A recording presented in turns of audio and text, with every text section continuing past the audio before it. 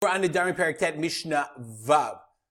Sixth Mishnah in the 9th chapter of Nedarim. What we're going to learn here is a rule called Neder Hutar Mikzato Hutar Kulo. A Neder where part of it was mutar, was permitted, then all of it is permitted. We're going to do that based on, let's go back to Perek Gimel for a second. Mishnah Bet. Perek Gimel Mishnah Bet, Kahati pointed me in this direction. At the end of the Mishnah, we said the following. Okay? Person says, Ra'a otam ochlim te'enim. A guy, he's walking towards his field and he sees people eating the figs in the field. Like, what the? So he says, Rama harei alechem korban, it's a korban for you. V'nimzu avi ve'echav, and it turns out his father and his brothers, v'hayu imam acherim, meaning it's his father and his brothers and they're all eating together. So he says, I don't want you eating and then, oh, sorry dad. What can you do? So he didn't intend for his father and his brother, but what about for the others? Beit Shammai says, hein mutarin. Umashimahana surin. So the father and the brother he didn't mean. But the other guys is asur. Beit Hillel omim elu ve'elu mitarim. Beit Hillel says no, both are mutar. And the reason why is this true?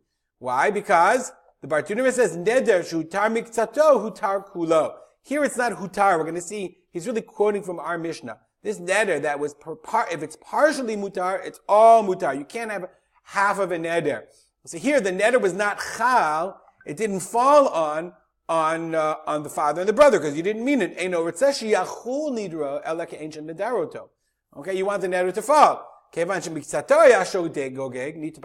Since part in this case was accidental, I don't mean you, dad. If you don't mean you, then the whole neder is in chal. So that is similar. So now we're in our chapter, in our parak, we're talking about petach, about finding a petach, of opening for hatarat nedarim. You go to a chacham and you say, I didn't, what can you do? So the chacham's going to ask you, well, did you mean it or not? So the Mishnah says, you can find a petach, potchim b'yamim tovim u'b'shabbatot.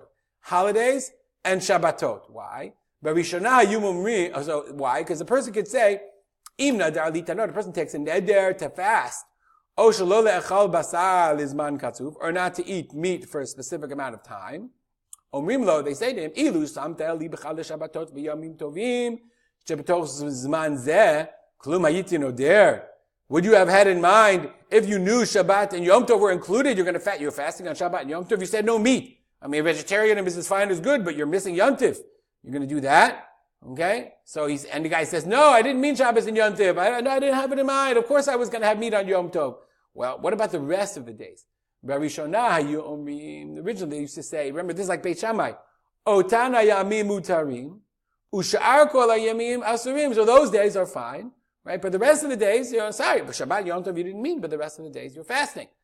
Until it came along, and he taught them, they're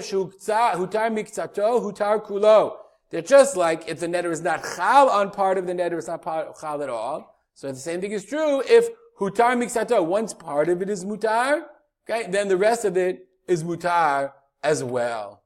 Explains why is that. Why is neder shutar mikzato utar kulo? Af al pi shelo matzah petach al kulo. Even though there's no petach for the whole thing.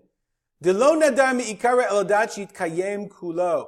Because when you take a neder, then you say, I'm not fasting at all. I'm going to be a vegetarian. You're not a vegetarian if you eat on Shabbatot and Yom Tov. You're a partial vegetarian, but the neder is aldat shitkayem kulo, that the whole thing should be fulfilled.